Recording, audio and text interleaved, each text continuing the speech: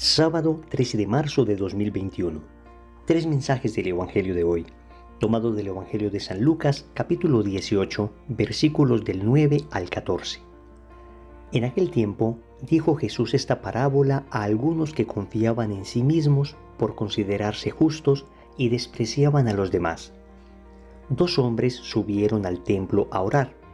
Uno era fariseo, el otro publicano.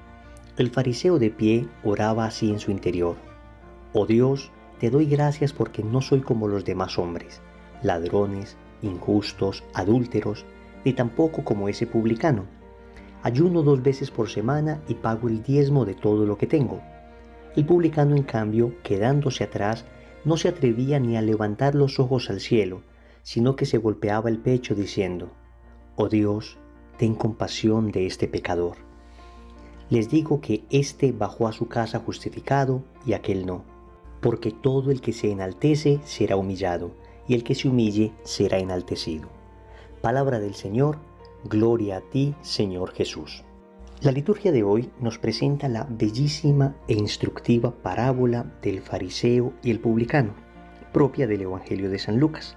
Es decir, ningún otro evangelista nos cuenta esta parábola, San Lucas sí. Y la parábola narra la oración de dos personas distintas: un fariseo, judío practicante, y un publicano. Sabemos que los publicanos eran personas despreciadas por el pueblo. Normalmente eran recaudadores de impuestos, judíos que de alguna manera se habían vendido a la potencia extranjera que les gobernaba, es decir, a Roma, y por consiguiente eran bastante despreciados por el pueblo, porque, claro, ellos recaudaban impuestos para Roma, la potencia extranjera que en ese momento les oprimía. Por consiguiente, repito, eran vistos de muy mala manera. Pues el Evangelio nos cuenta cómo la oración del fariseo no fue escuchada y en cambio la oración del publicano sí. Vamos a aprender 3 mensajes de este Evangelio. Primero, cuidado con la soberbia espiritual. Segundo, la humildad conmueve a Dios. Tercero, ¿cómo debes orar? Vamos con el primer punto.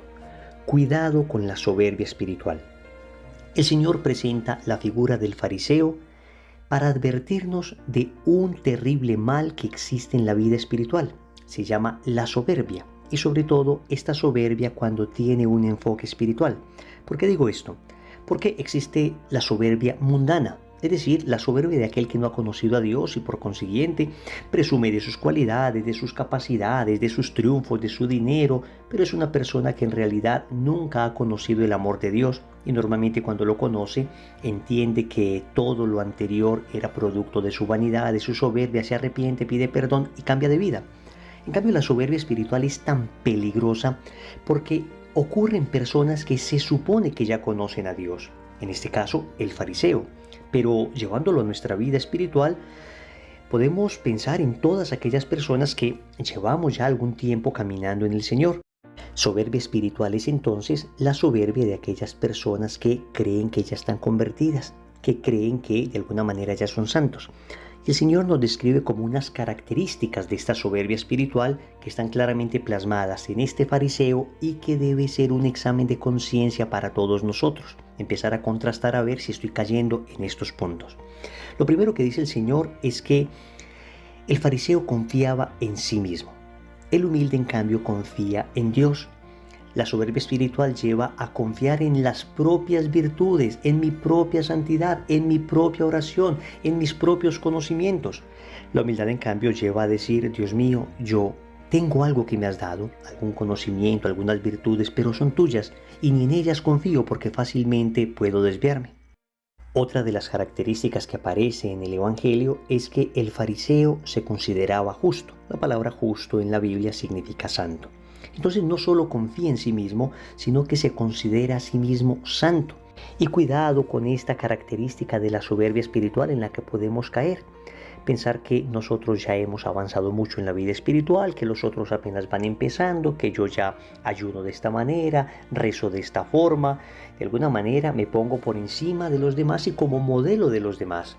Como nos advierte Benedicto XVI contra esta actitud, diciéndonos que nadie ni siquiera puede considerarse convertido definitivamente.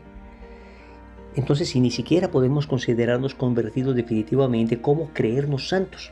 Dice Benedicto XVI, debemos entender que estamos en camino de conversión y si algo hemos avanzado ha sido por la misericordia de Dios. Pero hay todavía otra característica producto de las anteriores y es despreciar a los demás. El Señor dice que el fariseo despreciaba a los demás y efectivamente en la parábola lo manifiesta al decir que él no era como ese publicano.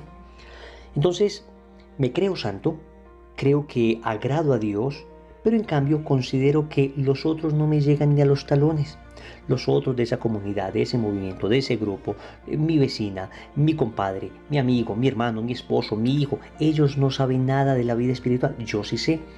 Desprecio a los demás producto de creerme más que ellos. Obviamente con esas características de soberbia, el fariseo ni siquiera se va a arrodillar. Dice la parábola que él de pie ante Dios oraba.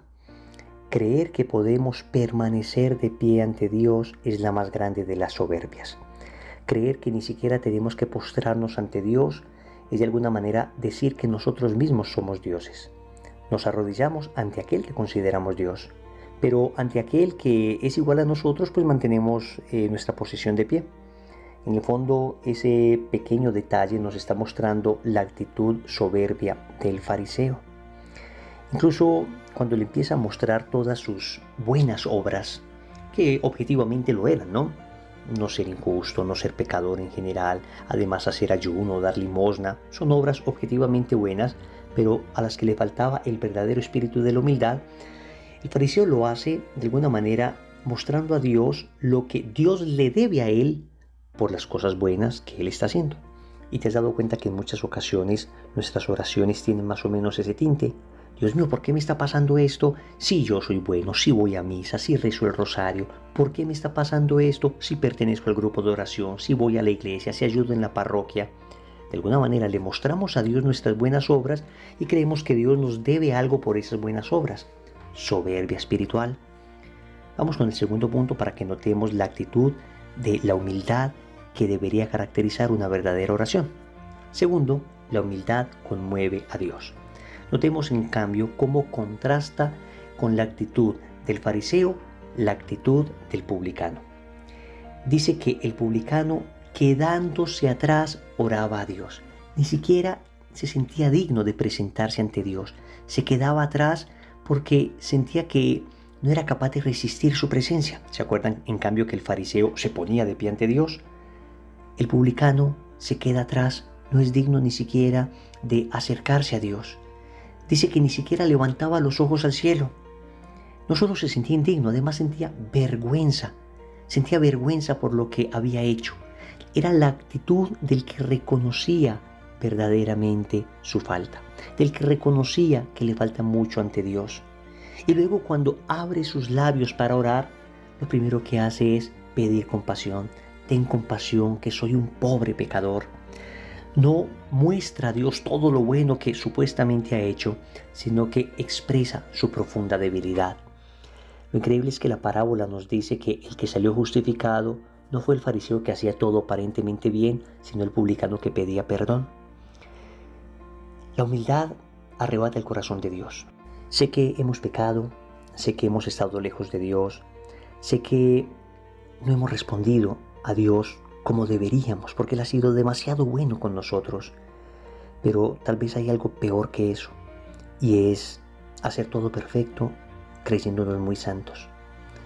Porque cuando yo no he hecho las cosas tan bien, pero reconozco humildemente mi falta y pido ayuda, ojo, no es reconocerla para quedarme en mi falta, sino para pedir ayuda a Dios y salir de ella, pero lo hago con verdadero espíritu de conversión y de humildad, entonces mi oración es más grata a Dios, mi oración es más agradable.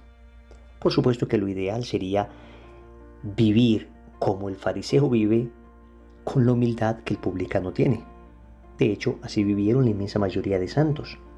Pero si todavía no logramos vivir con la rectitud moral suficiente, que por lo menos nos caracterice una profunda humildad diciéndole a Dios, perdóname, me arrepiento de todo corazón y me esfuerzo por cambiar día a día. Tercero, ¿cómo debes orar? Entonces, la actitud del publicano y el fariseo nos lleva a una serie de reflexiones acerca de unas condiciones indispensables para la oración. Primero, la oración debe ser humilde, nunca tratando de comprar a Dios con nuestras buenas obras, sino al contrario, mostrando a Dios todo lo que nos falta.